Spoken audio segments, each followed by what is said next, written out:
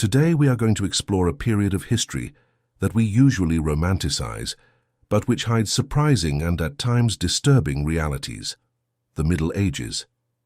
In this documentary, you will discover what it was really like to live in that era, far from the glamorous representations of films and series. Before continuing with the video, remember to subscribe to the channel for more documentary narratives like this. When we think of the Middle Ages, our imagination often transports us to scenarios of majestic castles, knights in shining armor, and damsels in stone towers. There is something seductive about this vision, a nostalgia for a time that seems simpler, more connected with nature and ancestral traditions. However, this romantic image, built over centuries of literature, art, and, more recently, cinema and television, hides a profoundly different reality. The daily life of common people during the medieval period was marked by challenges that today we would consider unimaginable. It was a time when daily survival required a resilience that few of us inhabitants of the 21st century could manage to muster. The distance between what we imagine and what really happened is vast, and crossing it reveals a world that, despite being fascinating, was also brutal, unpredictable, and frequently cruel. The journey we will take now will lead us through various aspects of this medieval existence, from the foods that sustained bodies exhausted by labor to the justice systems that determined destinies, based on superstitions and traditions incomprehensible to the modern mind. Each discovery will make us appreciate even more the advances that humanity has achieved over the centuries, while simultaneously helping us to better understand our ancestors and the challenges they faced so that we could be here today.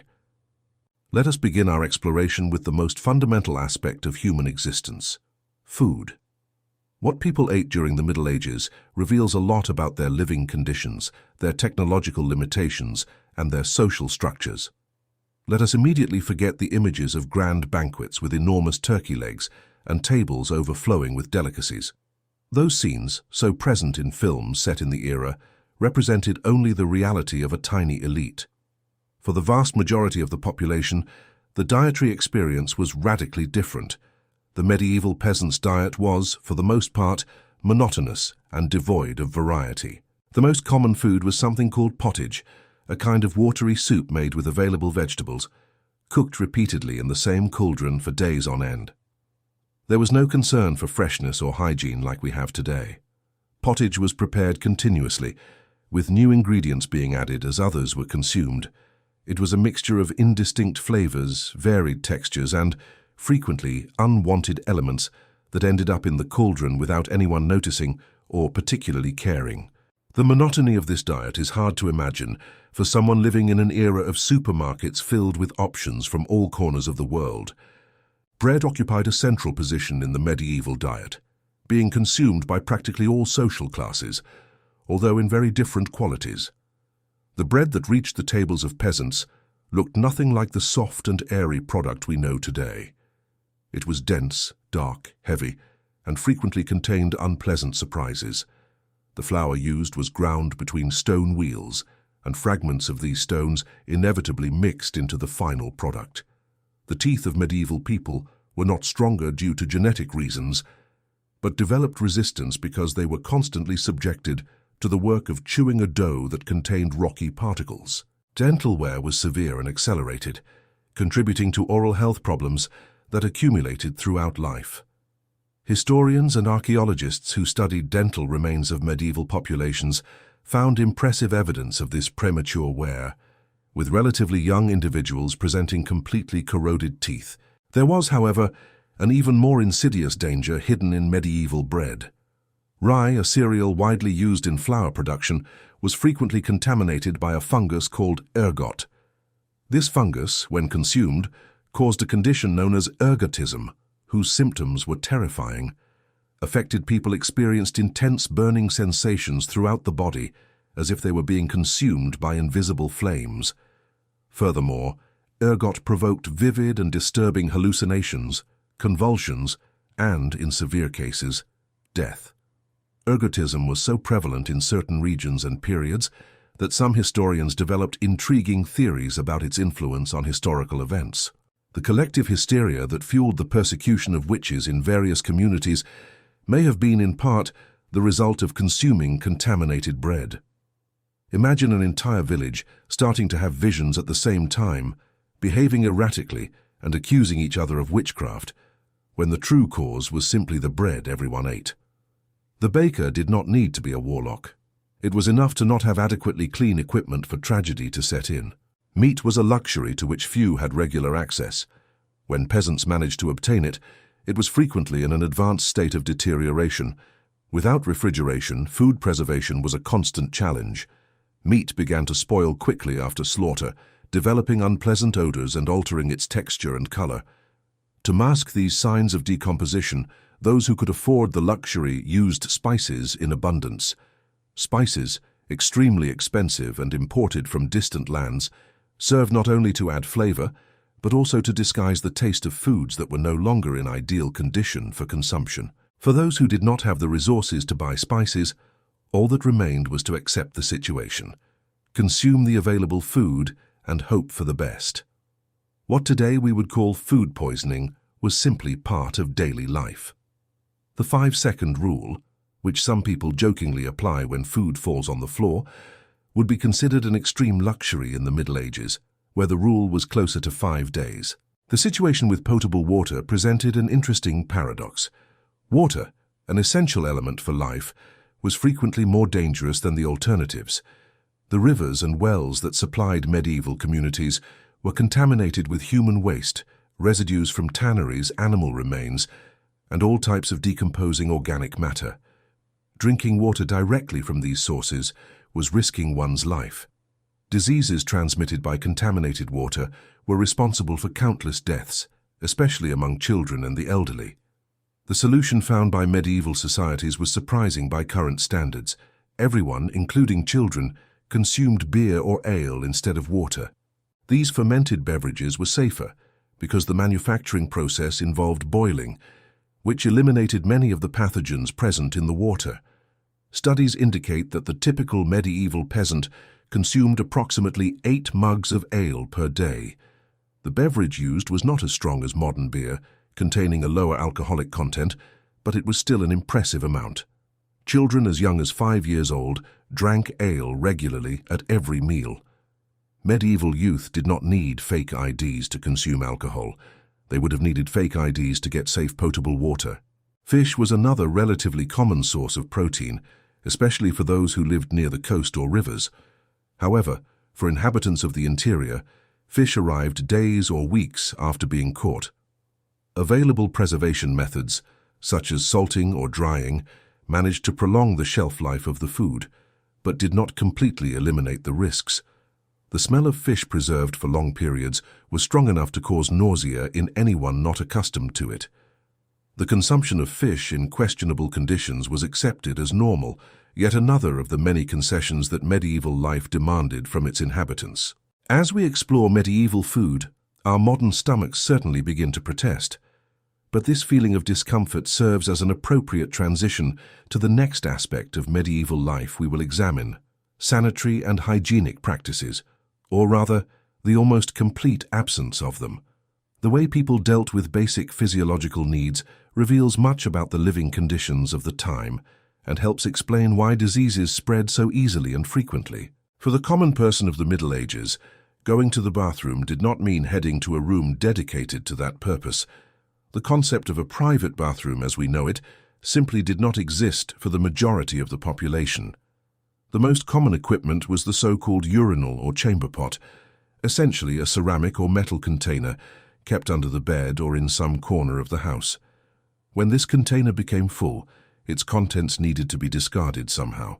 The most practical and widely adopted solution was simply to throw it out the window, straight onto the street below. This practice was so common that it developed its own social protocol. Before dumping the contents of the urinal, the person would shout a warning to passers-by. In many regions, the warning used was derived from the French expression garde à l'eau, which literally means watch out for the water. Evidently, the substance in question was far from clean water. This warning became so incorporated into urban daily life that residents learned from an early age to stay alert for shouts coming from upper windows. Walking through the streets of a medieval city required constant attention not only to the path ahead, but also to what might come from above. In some medieval cities, regulations were eventually created to try to organize the sanitary chaos. One of these rules determined that waste could only be dumped from windows after 10 o'clock at night, when theoretically fewer people would be circulating through the streets.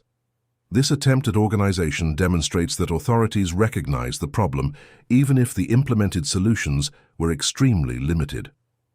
The streets of medieval cities functioned as open-air sewers, accumulating not only human waste but also animal remains, domestic trash and dirty water from various activities. For those who had the opportunity to visit a castle, the sanitary experience was slightly different, though not necessarily more pleasant. Castles featured structures called garderobes, which were essentially stone seats with holes that dumped waste directly down the external wall of the castle. At Dover Castle in England, archaeologists found garderobes that dumped waste from a height of approximately 70 feet. Kings and queens might have had elaborate thrones to rule from, but their private thrones were simply holes over drafts of air that rose up the stone walls. Privacy was minimal, and comfort was practically non-existent. The smell that emanated from these structures and accumulated at the base of the walls can only be imagined. For those who could not wait until they got home and did not have access to a castle, the options were even more limited. Public areas frequently had designated locations where people could relieve themselves, creating what today we would call cesspits or open-air sewers. In London, there existed structures called common privies, built over rivers so that the current would carry the waste away. These facilities were few and far between, insufficient to serve the growing urban population. The combination of inadequate sanitary practices and high population density created perfect conditions for the proliferation of diseases. The task of collecting and removing human waste from wells and cesspits fell to workers known as gong farmers. These men performed one of the most unpleasant jobs imaginable, descending into pits filled with accumulated human excrement and removing it manually. The work could only be performed during the night when the streets were emptier. The odor that impregnated the bodies and clothes of these workers was so intense and persistent that they were prohibited from frequenting public establishments and social areas. Despite the horrific working conditions, gong farmers were relatively well paid, receiving approximately 4 times the wage of a common worker. It was one of the few occupations where the scarce supply of people willing to perform the work significantly raised the remuneration. The odor that permeated medieval cities was legendary. Accounts from the time describe the River Thames in London as a monster of stench, so polluted with waste and residues that its smell could be felt from a great distance. The pollution of water bodies was not exclusive to London. It was a common characteristic of practically all medieval cities of significant size. Rivers that should have provided water for consumption and served as transport routes became receptacles for all types of urban waste. As for what we today call toilet paper, that concept was completely unknown. People used whatever material was available for personal hygiene, leaves, moss, pieces of cloth, and, in cases of greater poverty or lack of options, simply the left hand. This practice is, in fact, one of the theories that explain why the left hand was traditionally considered impure in many cultures. The Romans had developed a slightly more sophisticated system, using sponges attached to sticks that were rinsed in water with vinegar or salt. But this knowledge and practice had been largely lost during the medieval period. The regression in matters of hygiene and sanitation after the fall of the Roman Empire is one of the most striking examples of how human progress is not always linear. After a day consuming ale to avoid waterborne diseases and facing the difficulties of finding a minimally adequate place for physiological needs, the medieval inhabitant might be tempted to consider returning to the 21st century. However, sanitary conditions were only one among many brutal realities that made medieval life a daily test of endurance and determination. To truly understand the experience of these people, we also need to examine how they spent most of their hours working. The romanticization of the Middle Ages frequently includes images of valorous knights and beautiful damsels in castles, but this vision represents a tiny fraction of the population. The vast majority of people were peasants who worked land belonging to nobles, living in conditions of extreme difficulty. The daily routine of these workers was exhausting and implacable. They woke at dawn, worked until dusk, and collapsed into their simple beds, only to repeat the cycle the next day. This routine continued essentially unchanged until death, which frequently arrived early due to constant physical wear and precarious living conditions. Medieval agricultural work was performed with primitive tools and techniques that required enormous physical effort.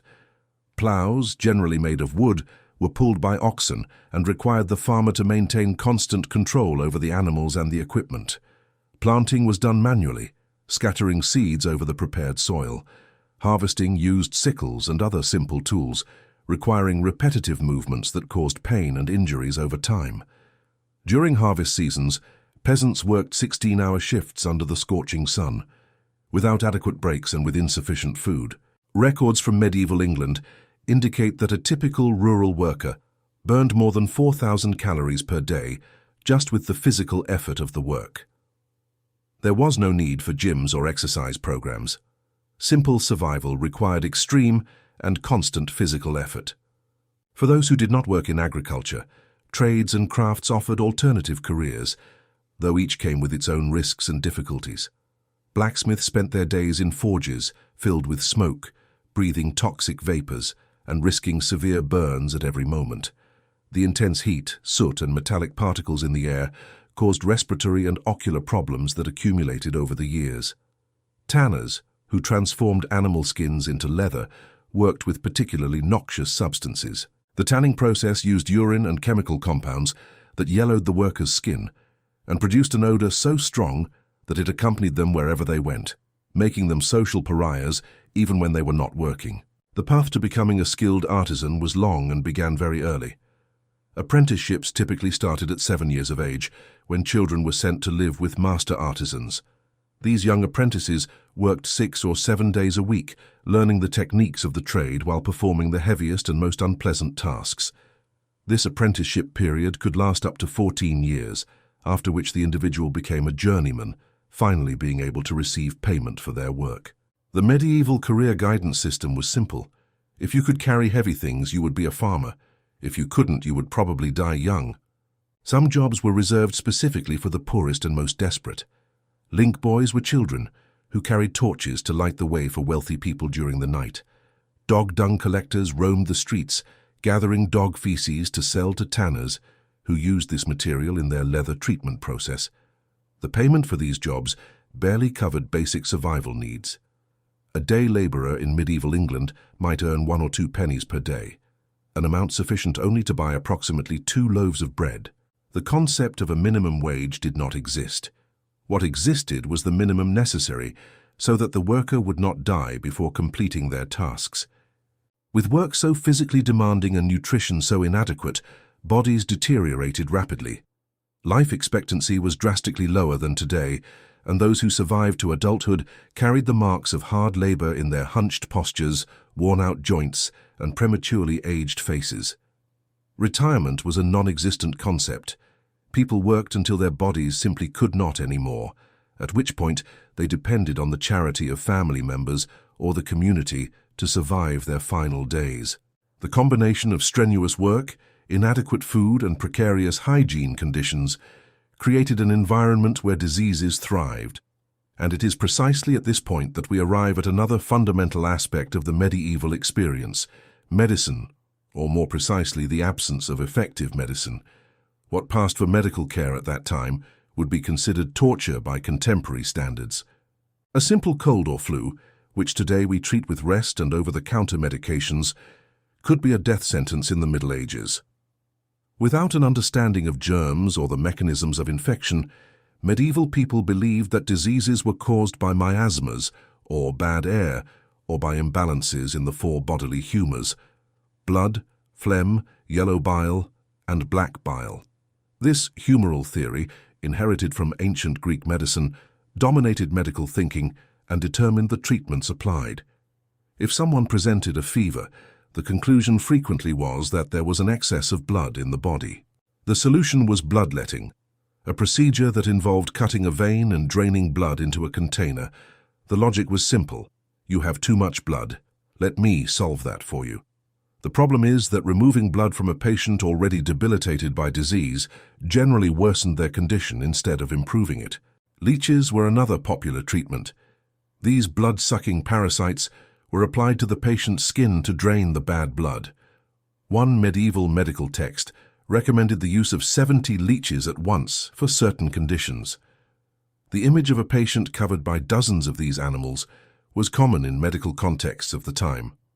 Although we know today that leeches have some legitimate and limited medical applications, their indiscriminate use based on the theory of humors caused more harm than good. The mortality rate from diseases was staggering. Approximately 30% of children died before completing 5 years of age.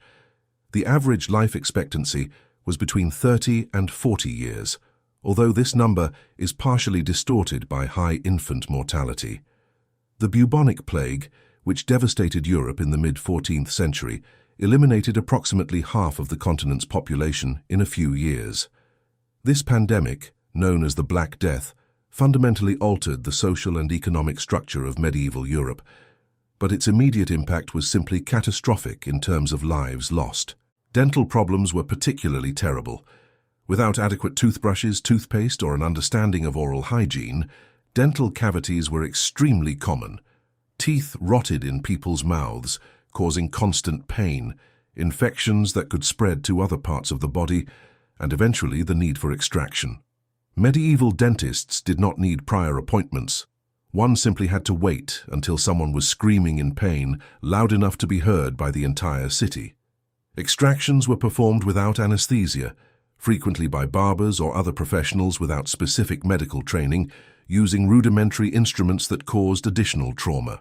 Even the available medications were frequently more dangerous than the diseases they intended to treat. Mercury was prescribed for a variety of conditions, from skin problems to syphilis. This heavy metal, which today we know to be highly toxic, was considered a panacea. Instructions in medieval recipes did not include warnings about side effects. The implicit side effect was always, possibly will kill you faster than the disease. The irony of seeking a cure in substances that accelerated death is one of the many paradoxes of medieval medicine. The worst part of all this was that many diseases spread precisely because of the lack of understanding about hygiene. The idea of washing hands as a preventive health measure did not exist. People wiped their hands on their already dirty clothes in an effort equivalent to trying to clean a muddy shoe with a dirty sock. Medieval hospitals, when they existed, were places where the sick were put together without separation by type of disease, facilitating the transmission of infections between patients. Recovery in a medieval hospital was almost a contradiction in terms. Many entered with one disease and left, if they left, with several others. Even those who managed to somehow survive medieval medical treatments were not free from problems. Life in the Middle Ages found numerous other ways to make every day a challenge, and few things exemplify the harshness of this period better than the justice system that prevailed. If medicine was brutal, justice was frequently worse. The medieval legal system operated based on principles that would make modern lawyers fall into despair. To begin with, there were no standardized legal codes that applied uniformly. What was perfectly legal in one village could result in imprisonment or worse just a few kilometers away. Most common people had no idea what was or was not against the law until they were accused of violating some rule. The rights of the accused, as we know them today, simply did not exist. The presumption of innocence was an unknown concept. Once accused, the individual was essentially presumed guilty, and the burden of proving otherwise fell entirely upon them. Punishment rarely corresponded to the gravity of the crime. Stealing food when one was starving could result in having a hand severed. In medieval England, more than 200 different crimes were punishable by death, including cutting down a tree in the king's forest or stealing property valued at more than 12 pence. The law was a tool of social control more than a system of justice, and it clearly favored the powerful over the weak. Trials looked nothing like modern judicial processes. If someone was accused of a crime, proving their innocence frequently involved what was called an ordeal. A common method was to make the accused carry a red-hot iron bar for a distance of approximately 3 meters. After that, the hand was bandaged and examined after 3 days. If the burns were healing well, the accused was considered innocent. God had intervened to protect them. If the wounds were infected, which was almost guaranteed without modern medicine, the accused was guilty. The medieval version of the lie detector was basically, let's see if God prevents this painful thing from hurting you. Another popular method was the ordeal by water. The accused was tied up and thrown into a river or lake. If they sank, they were innocent. If they floated, they were guilty and executed. The logic behind this was that water, being pure, would reject the body of a guilty person. This created a situation literally impossible to win for the accused. Sinking meant innocence, but it also meant drowning before anyone could rescue them. Floating meant surviving temporarily, only to be executed afterward. For those declared guilty, the methods of execution were designed to be as public and terrifying as possible. Hanging was actually considered one of the most merciful methods. For crimes considered more serious, such as treason, there existed drawing and quartering, a horrific process in which the condemned was dragged through the streets by horses, hanged until almost dead, eviscerated while still alive, beheaded, and then cut into 4 parts. These parts were frequently displayed in different locations in the city as a warning to others. Public executions were community events that attracted enormous crowds. People brought food and drink, as if they were attending a festival. Medieval entertainment options were limited. You could watch someone being executed or stay home staring at the wall. Most people chose the execution. Nobles rarely faced the same justice system as commoners. If a noble was accused of a crime, he could frequently demand a trial by combat and hire a professional fighter to represent him. Wealthy criminals could also pay blood money to the families of victims to avoid punishment. Meanwhile, poor people accused of crimes had practically no defense options. Medieval justice was indeed blind, but not in the sense of impartiality. It was blind to the injustices it perpetrated against the most vulnerable. Medieval prisons were not intended for long sentences as we know them today. They functioned as holding cells, where prisoners waited until their actual punishment was executed. These dungeons were dark and overcrowded holes, where prisoners were frequently chained to walls or the floor. The state did not provide food. Prisoners depended on family members to bring food, or they simply starved. The conditions were so terrible that many died even before being officially sentenced. Torture was a standard part of the legal process, used not only as punishment, but to extract confessions. Devices like the breaking wheel, which distended limbs until joints dislocated, the Iron Maiden, a body-shaped compartment lined with internal spikes, and thumbscrews, which slowly crushed fingers, were employed to obtain confessions, true or false. Most people confessed to anything just to make the torture stop, which usually led to execution anyway. The motto of the medieval justice system could very well have been confess or suffer, and then suffer anyway. Public humiliation was a common punishment for minor offenses. Being locked in the pillory meant sitting in a public square with your head and hands trapped between wooden boards while townspeople threw rotten food, mud, and worse things at you. The ducking stool was used mainly against women accused of gossip or of arguing with their husbands. They were tied to a chair and repeatedly dipped into water. Medieval law seemed to consider female verbal disagreement a crime deserving repeated partial drowning. Law enforcement was equally primitive. No professional police forces existed. Cities hired night watchmen, frequently elderly men considered too old for regular work. Their main function was to make noise if they saw a crime or fire happening. Medieval guards did not read suspects their rights. They just shouted, "Stop, thief!" and hoped someone in the crowd would stick out a leg to trip the fugitive. Even if completely innocent, being accused of a crime could ruin your life. Without the concept of innocent until proven guilty, the mere accusation already permanently tarnished a person's reputation. If the legal system didn't kill someone, perhaps war would. And medieval war was an almost constant reality, very different from the glamorous representations we see in films and series. Forget the glorious battles with shining knights charging in open fields. Real medieval combat was chaotic, brutal, and almost certainly fatal for the common person who found themselves in its path. Conflicts happened with frightening frequency. During the Hundred Years' War between England and France, the conflict stretched from 1337 to 1453, that is, 116 years of intermittent combat. The average medieval person would experience multiple wars during their life, unlike many people today who live their entire lives without ever witnessing direct combat. War was not an exception. It was a regular feature of existence. The image of the knight in full shining armor represented only a tiny elite. This type of plate armor was extremely expensive, equivalent to the price of a luxury sports car today. A full set represented 2 to 3 years of income for a skilled artisan.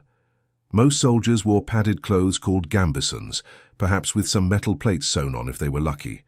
Protection was minimal, and the chances of surviving direct combat were correspondingly low. Knights in shining armor were the medieval version of people with expensive sports cars. Rare, show-offs, and probably compensating for something. Weapons also reflected class divisions. Swords were expensive and used mainly by knights and nobles. Common soldiers fought with spears, axes, or agricultural tools adapted for combat. The most feared weapon of the medieval period was, in fact, the longbow, capable of piercing most armor at short range.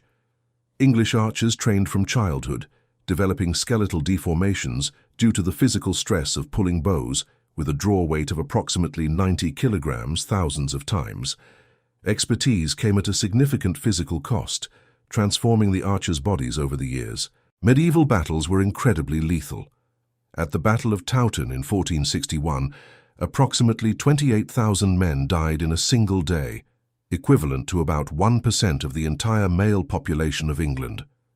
Many soldiers froze to death in the snowstorm that accompanied the battle even before they saw combat. Battle wounds were almost always fatal due to infections, even when they were not immediately lethal. A cut that today we treat with stitches and antibiotics frequently meant a slow and painful death in the Middle Ages. For peasants, the worst part of war was not even the battles themselves, but what armies did between combats. Medieval armies lived off the land, which meant they took by force everything they needed from local communities. This frequently involved burning crops, killing livestock, and destroying houses. Soldiers from both sides looted communities, leaving civilians to starve. The medieval version of "support our troops" meant, "please don't take all our food and don't burn our houses." Sieges were particularly horrific. When an army surrounded a castle or walled city, those trapped inside faced slow starvation. During the Siege of Paris between 885 and 886, inhabitants resorted to eating rats, cats, and eventually each other. Sieges could last months or even years.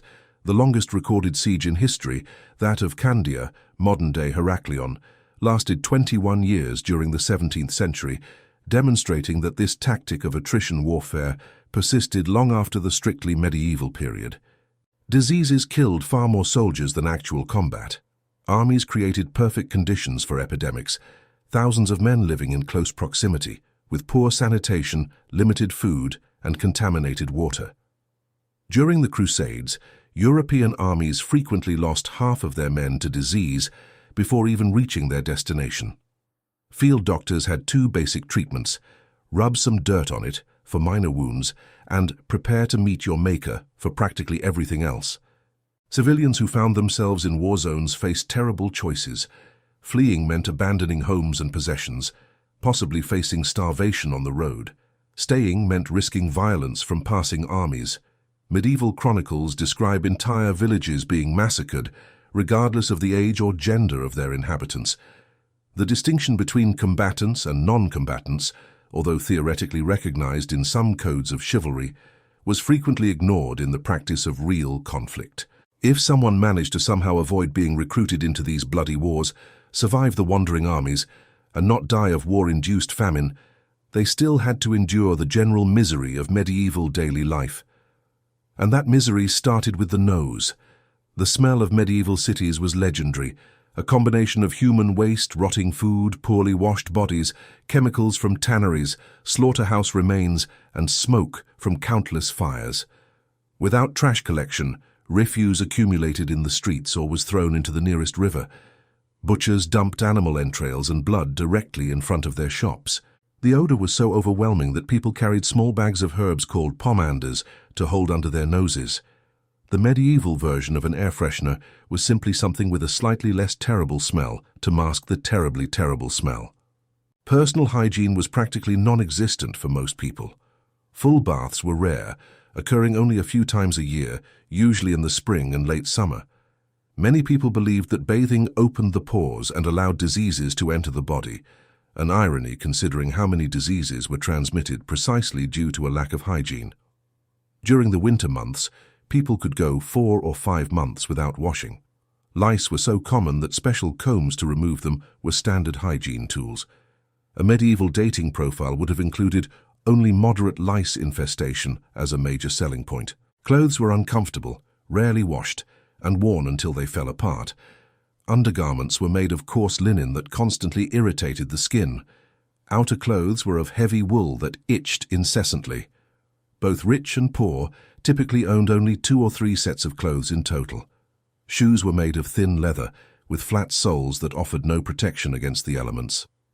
Walking through muddy streets filled with waste in such footwear was an experience that certainly left marks, literally and figuratively. The language barrier would be almost insurmountable for a modern time traveler.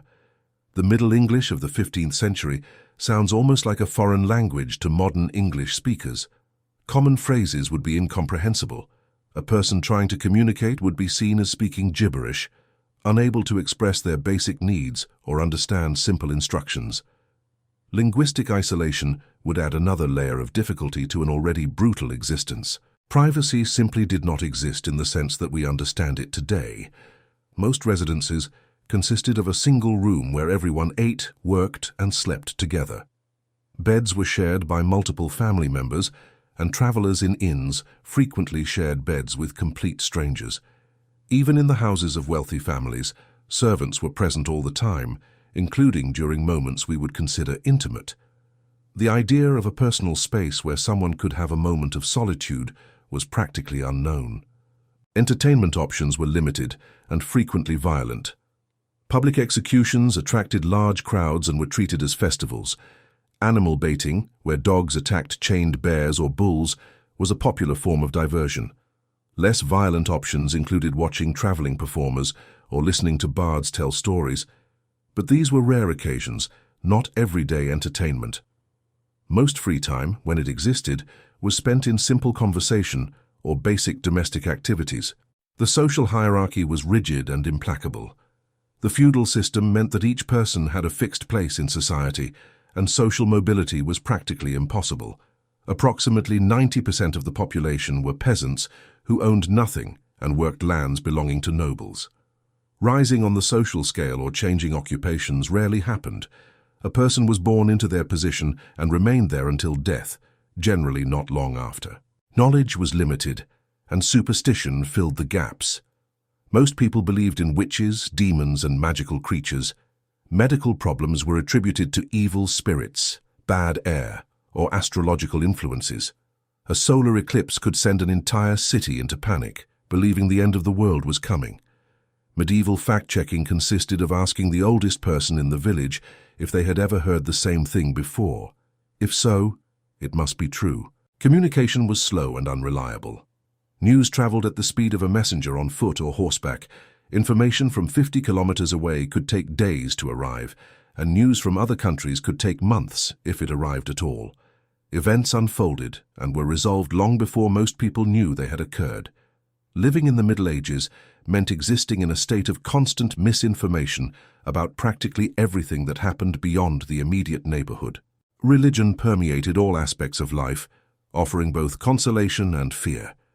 The Catholic Church was the dominant institution in medieval Europe, and its influence extended from the most spiritual matters to the most mundane. Church bells marked the hours of the day. Religious festivities structured the annual calendar, and the Church's teachings shaped the understanding people had of the world and their place in it. For many, faith offered hope in an afterlife better than the brutal earthly existence. At the same time, the fear of hell and eternal damnation weighed on consciences, and the Church exercised significant power through the ability to grant or deny essential sacraments. Medieval children faced risks from birth. Infant mortality was devastatingly high, with approximately 1/3 of children dying before completing 5 years of age.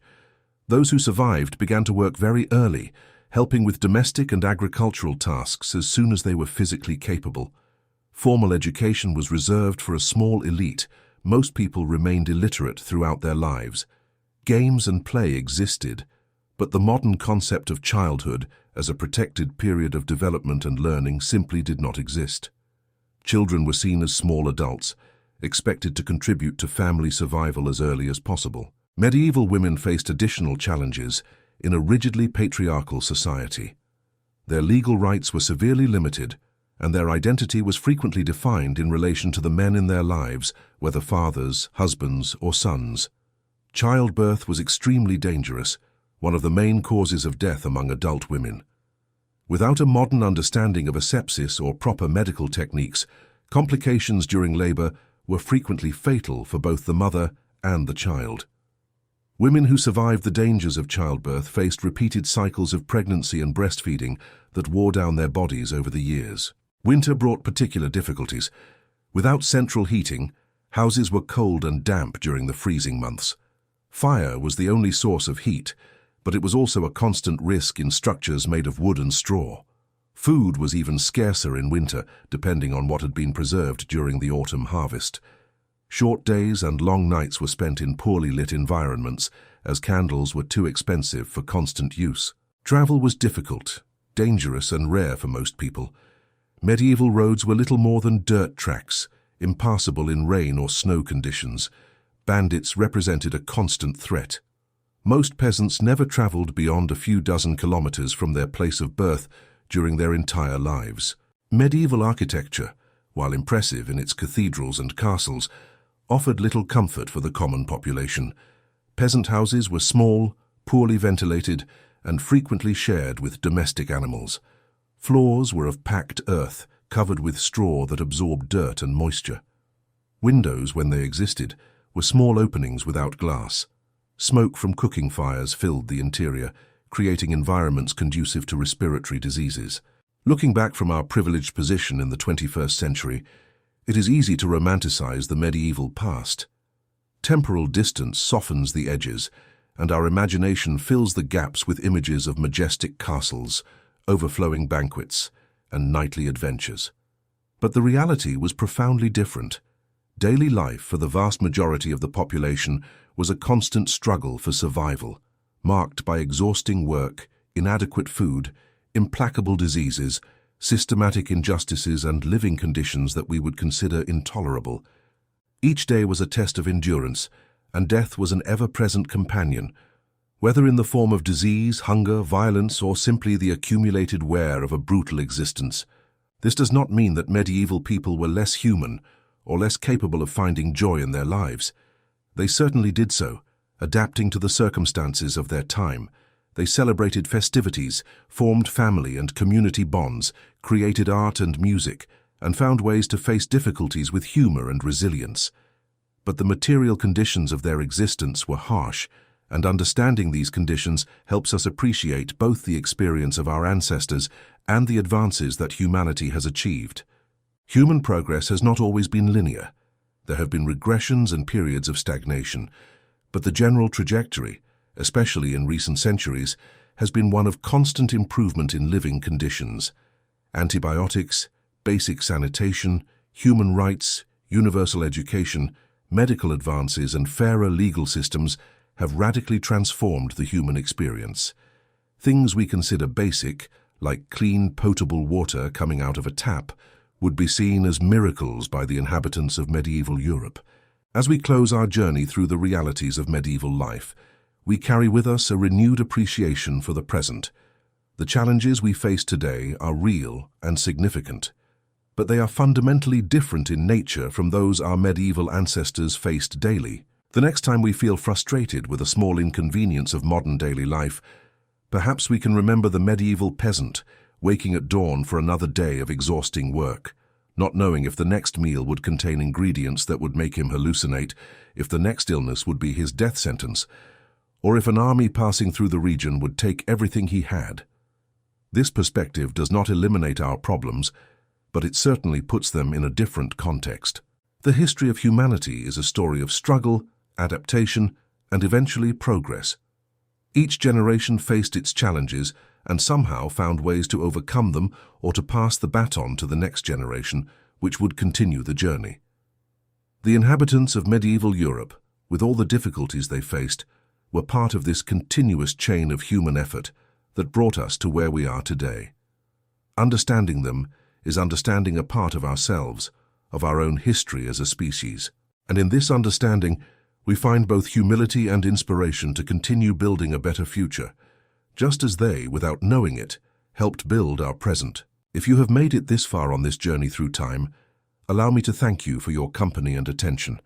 Exploring history in this way, with all its uncomfortable details and surprising revelations, is an experience that becomes even richer when shared. Therefore, if this documentary sparked your curiosity, provoked reflections, or simply offered a different perspective on the past, consider subscribing to our channel to follow more narratives like this.